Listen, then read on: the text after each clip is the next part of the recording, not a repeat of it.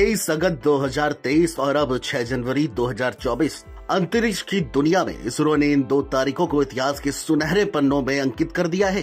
Chandrayaan-3 mission की सफलता के बाद अब नए साल पर इसरो ने भारतवासियों को एक और अच्छी खबर दी है। भारत का पहला सौर मिशन आदित्य L1 शनिवार को धूमधाम से सूर्य के चारों ओर एक खास कक्षा में स्थापित हो गया। इस खास कक्षा या कहे ऑर्बिट को लैग्रेंज पॉइंट 1 कहते हैं।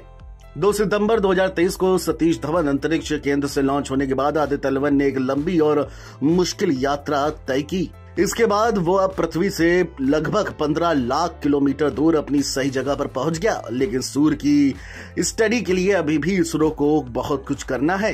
सफल सौर मिशन के बाद इसरो अब यहीं रुकने वाला नहीं, उसने आगे का भी प्लान तैयार किया है।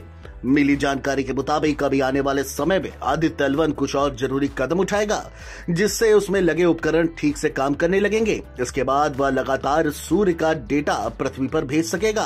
कहा तो ये भी जा रहा है कि आदित्य L1 हम सबको सूर्य के बारे में ऐसी जानकारियां देगा जो अब तक हमसे अनजान थी। आदित्य L1 को अनजान तक पहुंचाने के लिए अंतरिक्षयान के अंदर लगे एक खास engine 440N liquid apogee motor का इस्तेमाल किया गया। ये इंजन उसी तरह का है जैसा इसरो ने अपने मंगल मिशन में इस्तेमाल किया था।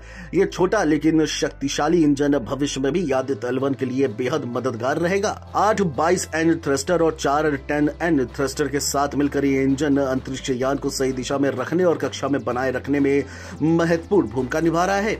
ये एक किले की तरह काम करेगा जो आदित्य L1 को और सूर्य पर अपना ध्यान केंद्रित करने में मदद करेगा। इस सटीक कक्षा में पहुंचने के बाद आदित्य L1 अपने मुख्य मिशन की शुरुआत करेगा। वह लगातार सूर्य का अध्ययन करेगा और उसके रहस्यों को दुनिया के सामने उजागर करेगा।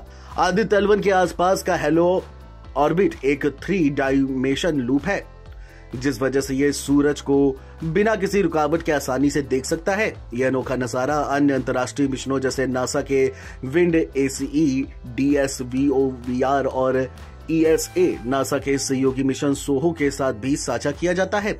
हालांकि L1 पर संतुलन नाजुक है। टकराव को रोकने और मिशन की सुरक्षा सुनिश्चित करने के लिए निरंतर निगरानी की आवश्यकता है।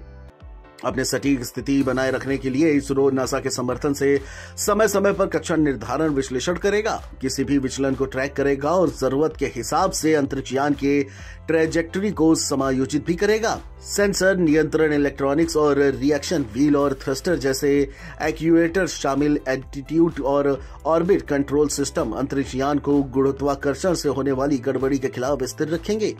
आदित्य L1 अंतरिक्षयान 7 ऐसे वैज्ञानिक उपकरणों से लैस है जिसे इसरो और राष्ट्रीय शोध प्रयोगशालाओं ने खुद बनाए हैं।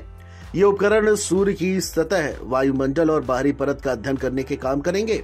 ये वास्तविक समय में सूर्य की गतिविधियों और उनके प्रभावों को समझने में मदद करेंगे। सूर्ययान पर लगे उपकरणों और परीक्षण प्रणालियों को माप देगा ताकि यह सुनिश्चित किया जा सके कि वे पूरी तरह से काम कर रहे हैं। एक बार इन प्रारंभिक चरणों को पूरा करने के बाद वेधशाला अपना प्राथमिक मिशन शुरू करेगी, जो सौर गतिकी की हमारी समझ में महत्वपूर्ण योगदान देगी और अंतरिक्ष मौसम की घटनाओं की भविष्यवाणी करने की हमारी क्षमता को बढ़ाएगी। 7 पेलोड में से 4 को पहले ही पृथ्वी से लंबी यात्रा के दौरान कमीशन किया जा चुका है, जो अंतरिक्ष में 15 लाख किलोमीटर से अधिक की दूरी पर फैली हुई है।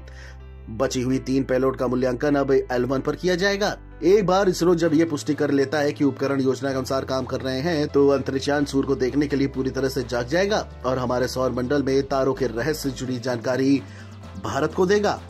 Video desk MBT online.